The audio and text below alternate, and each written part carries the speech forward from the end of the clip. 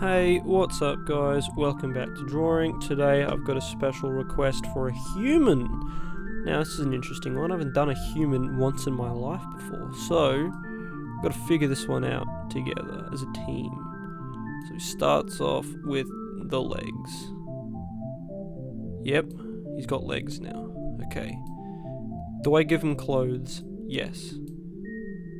Okay, so then we give him. He goes outwards quite a bit. He's got his arm. Yep, he's got a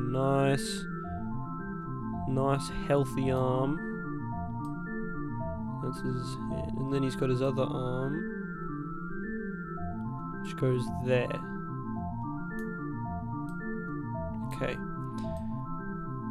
He's wearing a sweater. I've decided. I think a sweater is the way to go. And then he's got his head.